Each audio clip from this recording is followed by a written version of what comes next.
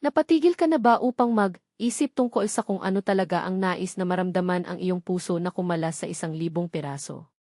Natuklasan ko lang ito nang magpasya ang buhay na bigyan ako ng isang malupit na aralin. Ito ay tulad ng pagiging sa isang bagyo na nababad sa core, habang tinitingnan mo ang isang window ng restaurant at nakikita ang taong kasama mo ang 8 taon ng buhay, gabi, umaga, pangarap at maging ang huling hiwa ng pizza sa refrigerator. Hinahalikan ng ibang babae na may isang pagnanasa na isinumpa mo ay nag-iisa lamang. Ito ang pakiramdam ng iyong baga na gumuho, habang ang mundo ay patuloy na huminga, walang malasakit. Ito ay namamatay sa loob at, kahit na, napipilitang umiti, magtrabaho, magpanggap na ang lahat ay maayos, na parang ang sakit ay hindi kumakain ng buhay. Na Miyerkules, hindi ko dapat natuklasan ang anuman. Ito ay isa pang nakakapagod na linggo bilang direktor ng isang kumpanya ng parmasyutiko, nalulunod sa mga pulong at layunin. Ngunit ang buhay, tulad ng lagi, ay may isang baluktot na katatawanan. Isa pang gabi sa opisina, Bunny. Mahalagang pagpupulong sa mga kliyente. Huwag hintayin mo ako, matulog, isinulat ni Michael. Ang parehong mensahe na ipinadala na niya ng 3 beses sa buwan na iyon. Ang parehong pagpupulong na, sinasadya, hinihiling ang kanyang luho na relo, ang ibinigay ko sa kanya para sa anibersaryo ng kasal, at ang kanyang mamahaling pabango. Naniniwala ako sa kanya. Hanggang sa Kiril, mula sa accounting, hindi sinasadyang nagpadala sa akin ng kumpirmasyon ng isang hapunan sa negosyo noong Huwebes, tiyak na ang araw na si Michael ay sinasabing naglalakbay para sa trabaho. Isang kasinungalingan. Isa lang. Ngunit ito ay sapat na upang ibagsak ang bahay ng mga card na aming kumpiyansa. Kinabukasan ay upahan ako ng isang tiktik. Maaari itong tunog glitch, ngunit kinakailangan. Sa loob ng isang linggo, mayroon akong lahat, pangalan, mukha, buhay. Victoria Volkova, 32 taong gulang, direktor ng marketing sa Biofarm, ang aming direktang katunggali, sa katunayan. Mga larawan ng mga hapunan ng kandlelit, naglalakad sa parke, mga pagbisita sa hotel. Kahit na isang audio recording, nawala akong lakas ng loob na makinig hanggang sa huli. Ang ilang mga sugat ay pinakamahusay na naiwan. Ngunit ito ay isang imahe na nagyelo sa aking dugo, ang pagbubukas ng Victoria ng isang maliit na kahon, isang regalo na agad kong nakilala. Ang bracelet ng Mercury, ang nakita ko sa kasaysayan ng browser ni Michael isang buwan bago, ang parehong dapat niyang bilhin ako para sa aming anibersaryo. Tumawa ako hanggang sa sumigaw ako. Pagkaraan, umiyak lang ako. Nabanggit din ng detective ang isang malaking kaganapan noong Biyernes, ang kaarawan ni Victoria sa Pushkin, ang chic na restaurant ng Pransya, kung saan iminungkahi ko na pumunta kami, ngunit kung saan siya ay tinanggal bilang masyadong mahal at mapagpanggap. Malapit na akong isara ang notebook nang dumating ang isang email na mailabis na impormasyon, ang numero ng telepono ng ina ni Victoria, na kinuha mula sa kanyang emergency form, sa gift, maaaring maging pakinabang. Ang detective ay sumulat. Ang salitang tili-himpi ay pinukpok sa aking ulo tulad ng isang kuko. Tiningnan ko ang mga numero na iyon at may nagbago sa loob ko. Natuyo ang luha. Sa lugar ng bagyo na kumonsumo sa akin ng mga linggo, dumating ang isang icy na katahimikan, isang kalmado na hindi kapayapaan, ngunit diskarte. Nang tumawag ako, matatag ang boses ko, halos kakaiba. Magandang gabi, Natalia Yurievna Volkova. Ako si Alina. Hindi mo ako kilala, ngunit kailangan kong sabihin sa iyo ang tungkol sa iyong anak na babae, si Victoria. Ang pag-uusap na sumunod ay naging baligtad ng aking mundo. Wala silang ideya tungkol kay Michael. Hindi nila alam na ang kanilang anak na babae ay nabaliw sa isang may asawa. Naisip nila na siya, ang boss ni Victoria, ay kamakailan lamang ay diborsyado at isang ibig na tao. Pinasalamatan pa ako ni Natalia sa babala. Nagulat sila kung bakit itinago ni Victoria ang relasyon na iyon. Kami ay sorpresa sa kanya sa Biyernes, ang kanyang kaarawan. Pinaplano namin ang lahat ng mga buwan, sabi ng ina, nasasabik. Ang mga kapatid na sina Dennis at Dmitri ay naroroon din. Nakaramdam ako ng bagong sprout sa aking dibdib. Hindi ito sakit, hindi ito galit. Ito ay isang bagay na malamig, pagkalkula, isang bersyon ng akin na hindi ko kilala.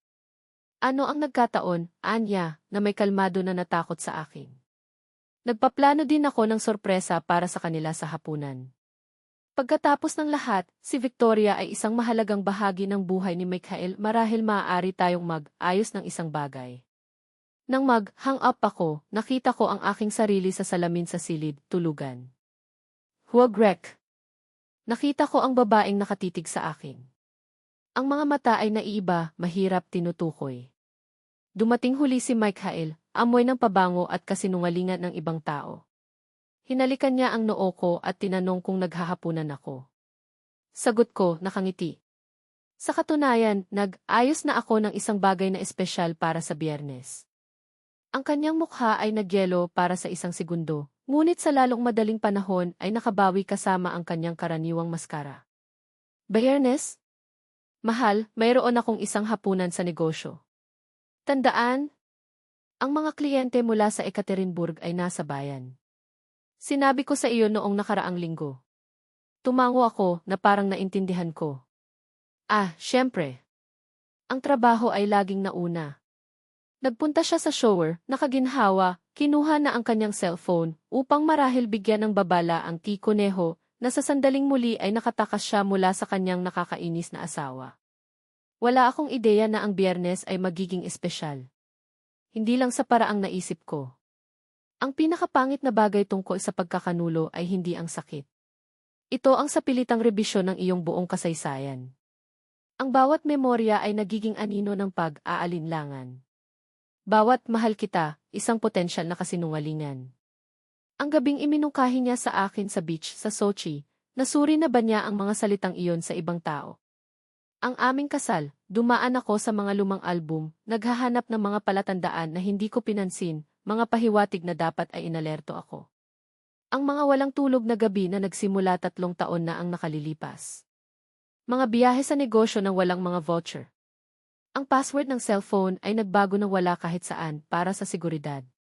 Bagong damit, luxury jewelry, lahat ng mga clicks na ang bawat ipinagkanulo na babae ay nakikita lamang kapag huli na.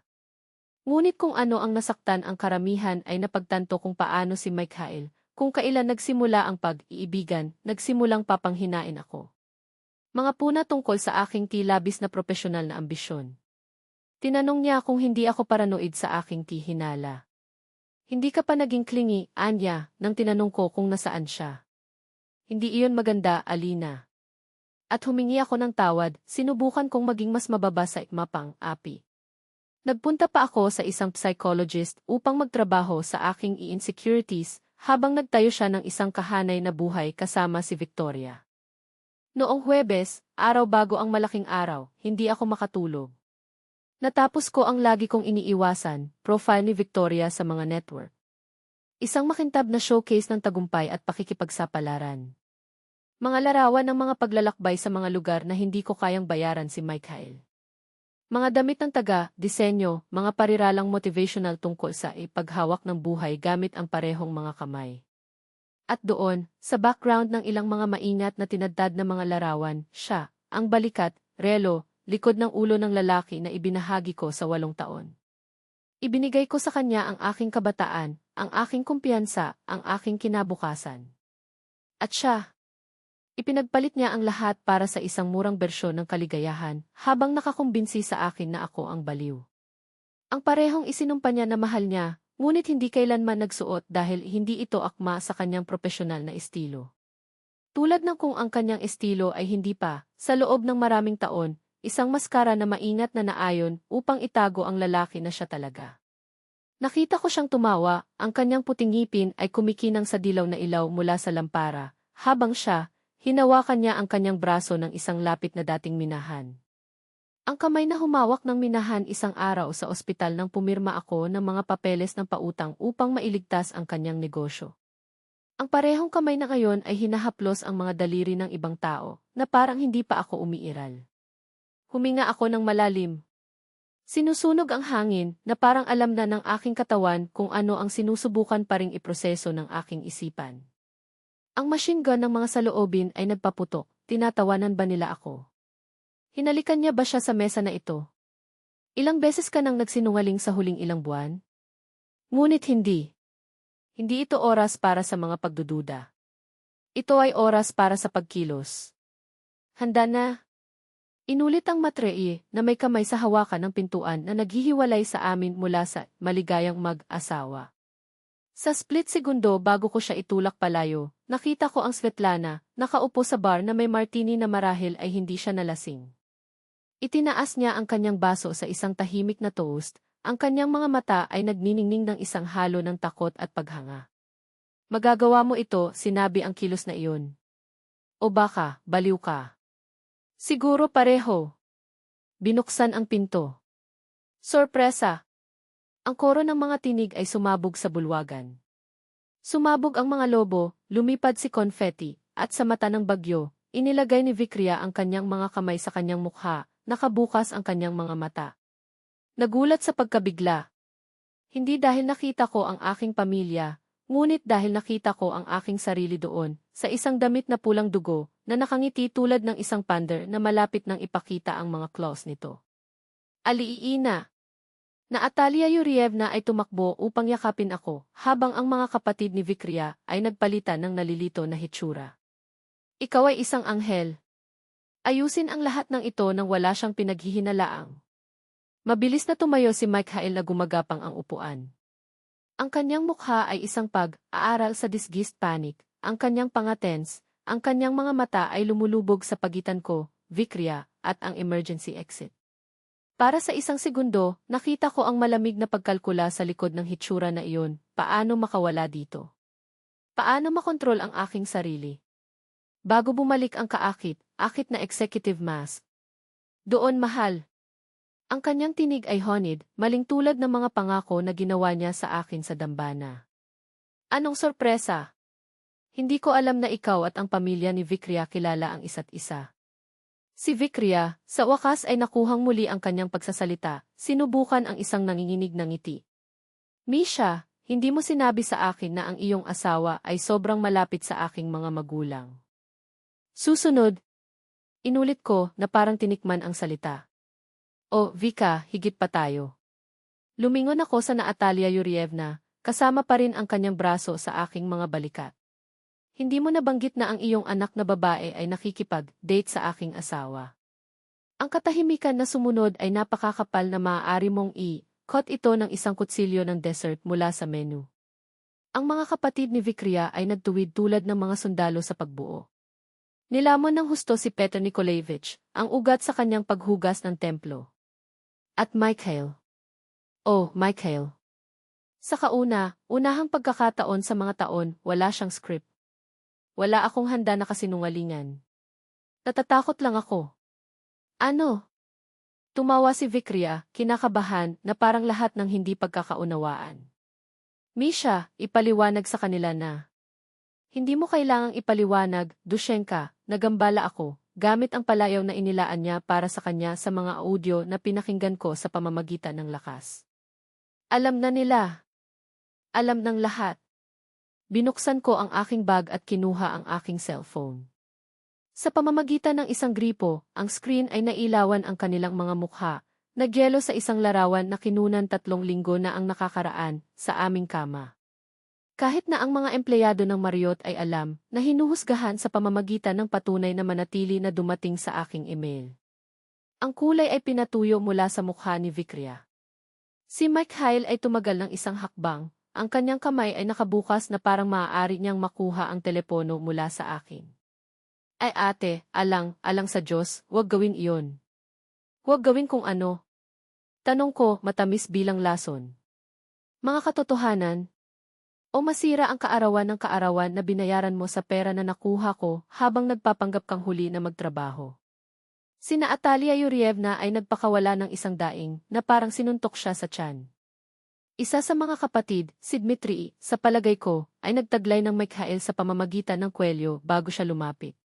Ikaw ay isang anak na lalaki ng isang asong babae, siya spat, ang kanyang tinig ay mababa at nakamamatay. Wait! Sinubukan ni Vikria na makialam, luha na dumadaloy sa kanyang hindi magagawang pampaganda. Sasabihin namin sa iyo. Naghihintay lang kami ng tamang sandali. Ang tamang oras. Tumawa ako, malakas at malinaw, isang tunog na hindi iniwan ang aking lalamunan sa mga buwan. Tulad ng kapag nilagdaan ko ang mga papeles ng diborsyo. O pagkatapos mo, Sinta, magmana ng apartment na binayaran ko sa aking pagtitipid. Sinubukan ni Mikhail na magsalita, ngunit nawala ang mga salita sa sumunod na kaguluhan. Si Petr Nikolaevich ay sumigaw ng isang bagay tungkol sa kahihiyan sa pamilya. Lumitaw si Svetlana sa aking tabi, na itala na ng kanyang cellphone ang lahat, patunay, bulong niya. At ako, napanood ko lang ang imperyo ng Mikhail ng mga kasinungalingan na gumuho sa totoong oras, piraso ng piraso, tulad ng isang bahay ng mga card sa isang malakas na hangin. Nang sinubukan ng seguridad sa restoran na isakay kami, lumingon ako sa Vikria, na umiiyak sa mga bisig ng kanyang ina. Happy birthday, sabi niya, na may ngiti na hindi nakarating sa kanyang mga mata. Inaasahan kong sulit ito. At pagkatapos, sa aking ulo ay gaganapin mataas at ang aking pulang damit na sumusubaybay sa sahig tulad ng isang watawat ng labanan, naglakad ako palabas, hindi tulad ng babae na ipinagkanulo, ngunit tulad ng mga reyna na sa wakas ay reclaim ang kanilang trono. Ang taon ay nahulog sa akin tulad ng isang kurtina ng bakal, at doon siya, tumatawa sa isang bagay na sinabi niya, ang kanyang buhok ay bumabagsak tulad ng sa kanyang edit na mga larawan ng kontakte. Ang puso ko. Tinamaan niya ito ng husto na isip kong sasabog ito. Para sa isang mabaliw na pangalawa, nais kong lumingon at umalis, upang pumili ng dignidad sa paglipas ng paningin. Ngunit pagkatapos ay sumandal si Mikhail at hinalikan siya, tender, mahaba, sa parehong paraan na hinalikan niya ako. At lahat ng mga pagdududa ay nawala tulad ng usok. Hinawakan ko ang balikat ni Natalia Yurievna at bumulong, na may katahimikan na kahit na hindi ko nakilala. Payagan akong mauna. Gusto kong makita ang mukha ni Mikhail kapag napansin niya ako. Tumango siya, iniisip na ito ay isang magiliw na koordinasyon lamang sa pagitan ng mga kababaihan. Huminga ako ng malalim at sumulong. Ang pulang damit ay sumasalamin sa bawat ilaw sa silid. Ang kwintas ng aking lola ay kumikinang sa kanyang liig na parang babala. Maligayang kaarawan, Victoria, inihayag ko, malakas at malinaw. Ang ulo ni Mikhail ay nag-snap up na parang binaril. Ang aming mga mata ay nagkita, at sa loob nito nakita ko ang perpektong kaguluhan, pagkalito, pagkabigla, at, higit sa lahat, purong terorismo. Tumalikod si Victoria, nakasimangot sa pagkagambala. Hindi ko pa rin nakilala ang aking sarili.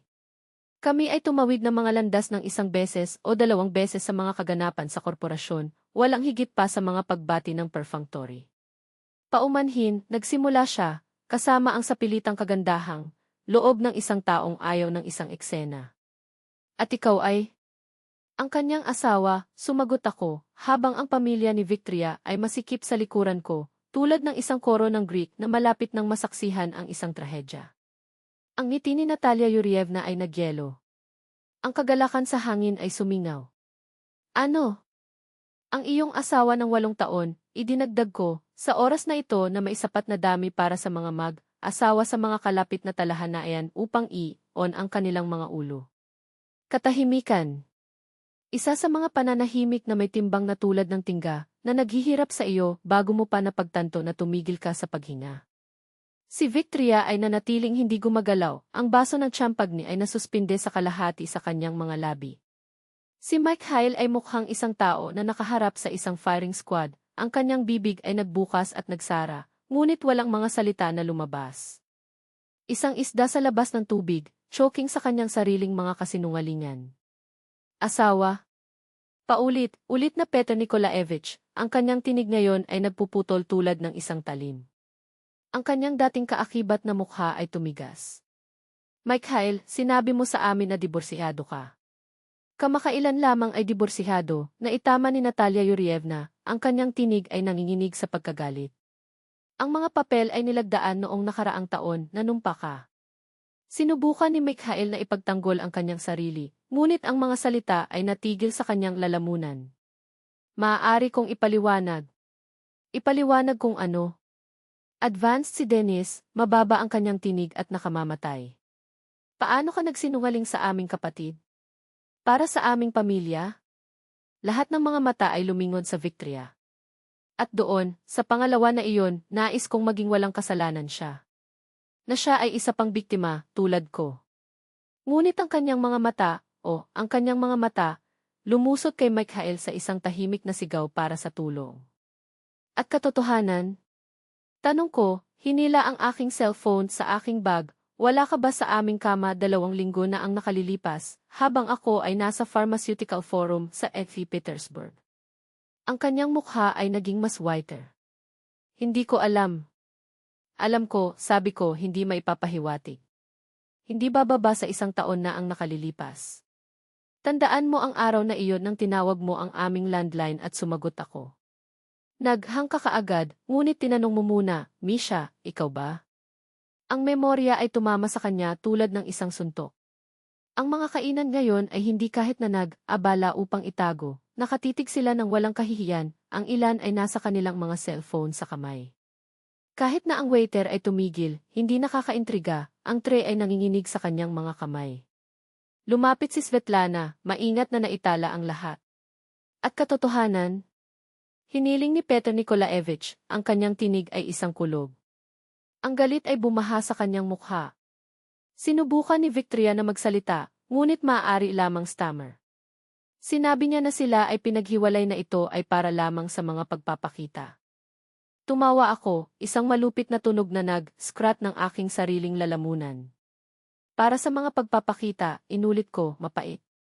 Tulad ng kapag nagtrabaho ako ng 60 oras sa 1 linggo upang suportahan ang kanyang negosyo, o nang tinulungan ko siyang makawala mula sa pagkalumbay noong nakaraang taon habang siya ay tila nagtatayo ng buhay sa iyo.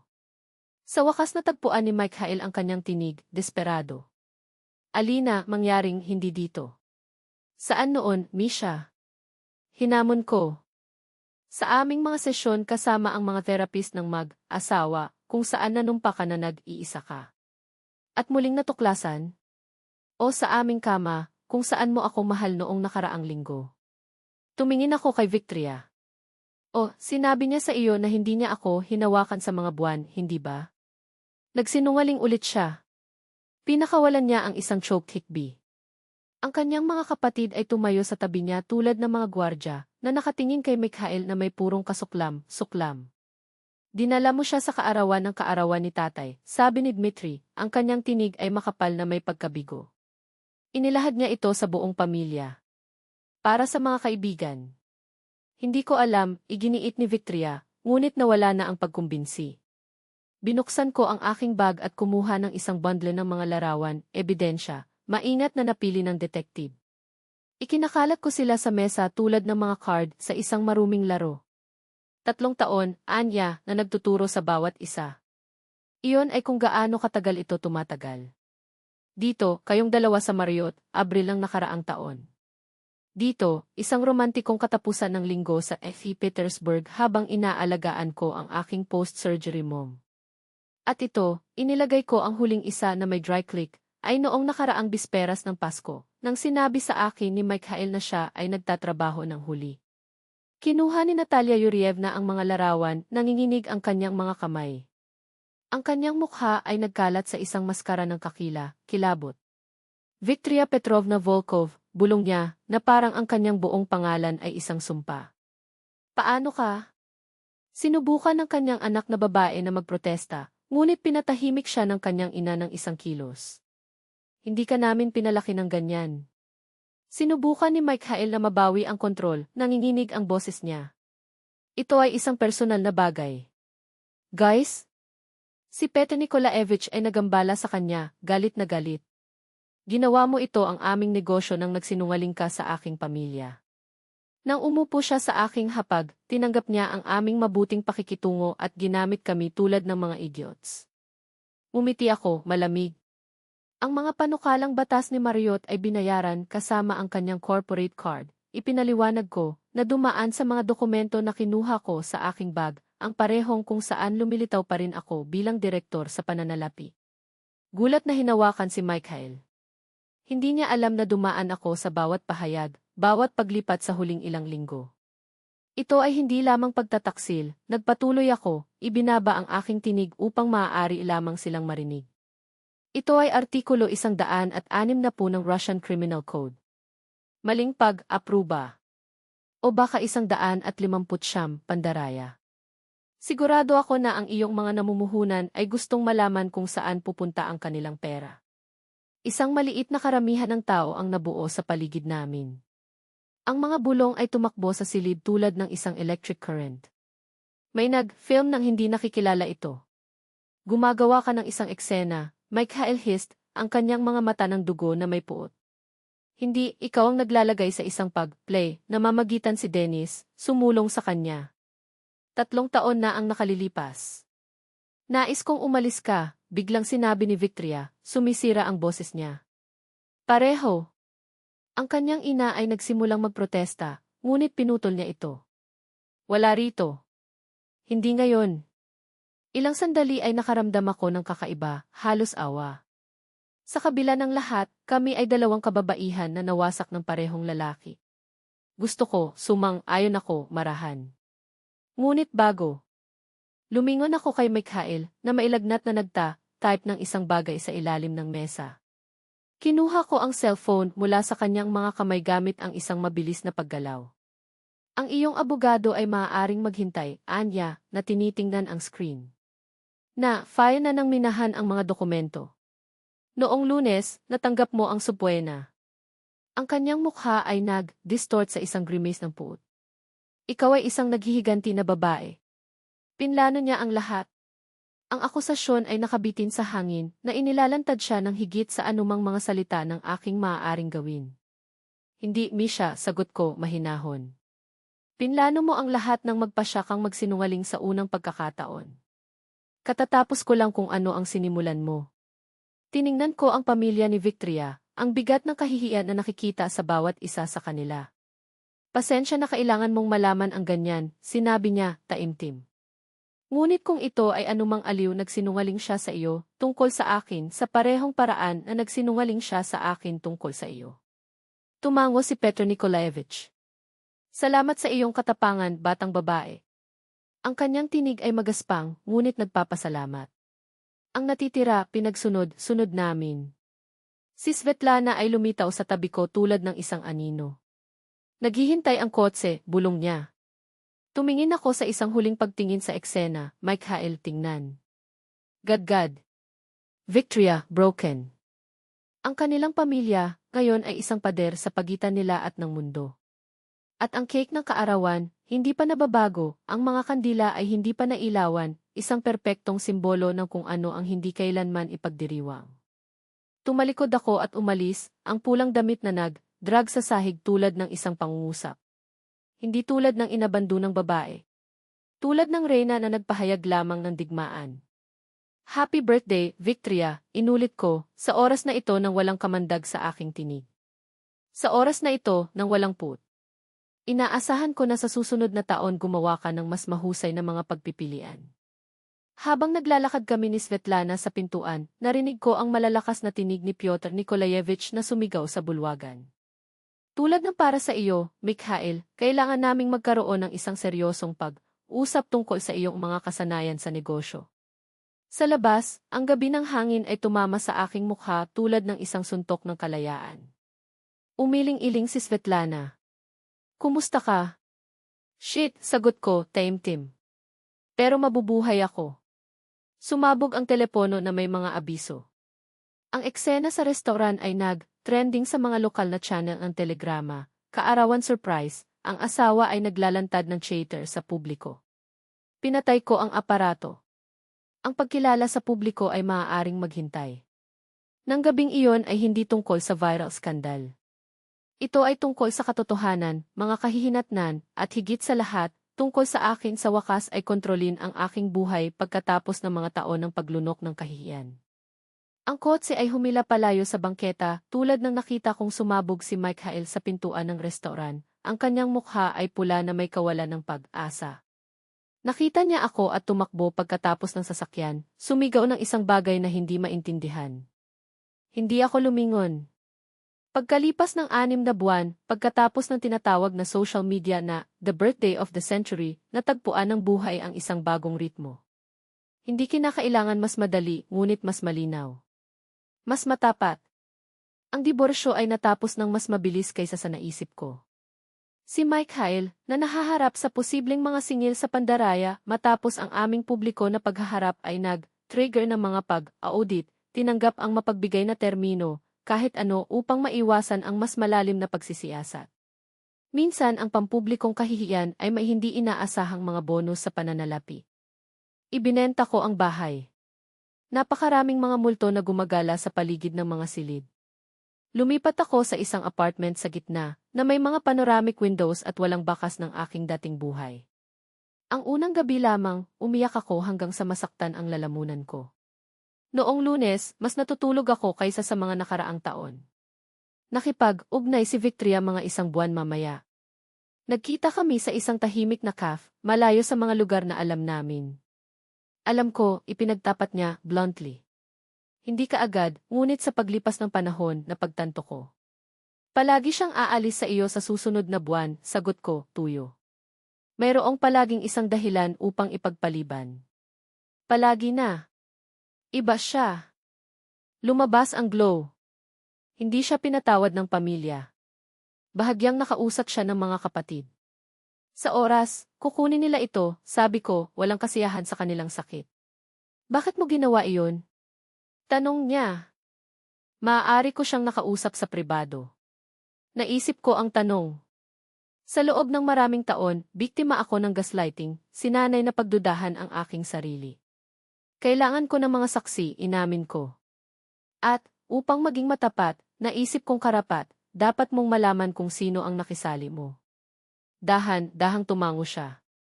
Ang mga video mula sa gabing iyon nasa internet pa rin. Sinabi ng aking abogado na marahil ay hindi na sila ganap na mawawala. Alam ko. Isang pause. Humihingi talaga ako ng paumanhin. Hindi na kailangan, Anya, at para sa isang instant nakita ko ang isang flash ng dating kumpiyansa. Nakakahiya ito, ngunit kinakailangan. Grimaced siya. Alam mo bang ginawa niya ang parehong bagay sa akin? Ginawa nitong pagdududa sa aking memorya. Kinokontrol ko ito sa lahat ng oras. Nagpaalam kami na may isang hindi komportable na handshake na, hindi sinasadya, ay naging isang mabilis na yakap, isang segundo ng pagkakaisa sa pagitan ng dalawang nakaligtas sa parehong handler. Sinubukan ni Michael na makipag-ugnay sa kanya ng maraming beses pagkatapos ng diborsyo. Una sa galit, pagkatapos ay may pagmamanipula, sa wakas ay mailuha at pangako ng pagbabago. Nanatili akong tahimik. Ang ilang mga pagtatapos ay hindi tumawag para sa dialogo. Iginiit ni Svetlana na itapon ako ng ika-35 na kaarawan ng kaarawan. Tumanggi ako hanggang sa siya ay nagtalo. Ito ay eksaktong 1 taon mula sa gabing iyon. Ibalik ang petsa na iyon. Gawin itong iyo, hindi sa kanila. At iyon ang ginawa ko. Inilalaan ko ang isang maliit na restaurant, walang katulad ng Vatrebit, syempre, at inanyayahan lamang ang mga nasa tabi ko sa panahon ng pinakamadilim na taon, ang koponan sa trabaho na ipinagtanggol ako mula sa chismis. Psychologist ni E.C. Barmental na tumulong sa akin sa sakit ng hindi nagmamadali, ang aking ina, na lumipad sa bawat buwan lamang upang umupo sa akin sa katahimikan kapag nabigo ang mga salita. Huli na kung kailan, sa gitna ng pagtawa at pag-usap, ang aking telepono ay nailawan ng isang mensahe mula sa isang hindi kilalang numero. Tama ka sa lahat. Nasa therapy ako ngayon. Hindi ako humihingi ng kapatawaran. Nais ko lang na malaman mo. Ipinakita ko ito kay Svetlana na naghihintay para sa aking reaksyon. Mabuti para sa kanya, sinabi niya na inilayo ang kanyang cellphone nang hindi sumasagot. At swerte sa sinumang nagmamahal sa kanya pagkatapos. Hindi ka ba mausisa? Tanong niya. Tungkol kay Michael? Hindi. At hindi ito biro. Tapos na ang aking yugto ng pagsisiyasa. Sa katunayan, tumigil ako sa pag-iisip tungkol sa kanya mga linggo na ang nakalilipas. Ang galit na nagpapanatili sa akin sa pamamagitan ng diborsyo ay sinunog kay Ash na nag-iiwan ng isang bagay na hindi inaasahan sa likuran, kapayapaan. Hindi pa kaligayahan, ngunit isang matatag na katahimikan, ang katiyakan na makikita ko ulit ito. Kalaunan ng gabing iyon, tumayo ako sa balkonahe ng aking apartment, nanonood ng mga ilaw sa lungsod.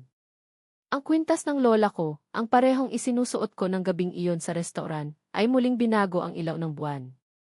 Isang paalala ng babaeng nakaligtas sa kanyang sariling mga bagyo at lumakas ng mas malakas.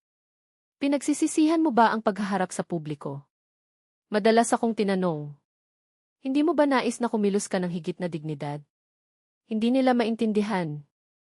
Ang dignidad ay wala sa pagsabog.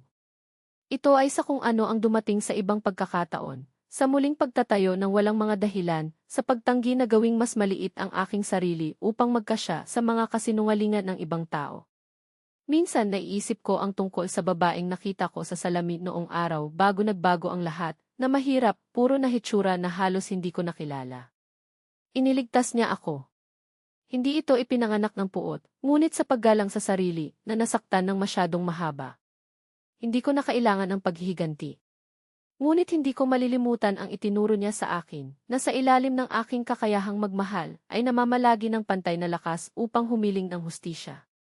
At ang katotohanan, gayon pa man huli na ito ay maaaring, palaging dumarating sa ibabaw, tulad ng tubig, tulad ng paghinga, tulad ng kalayaan.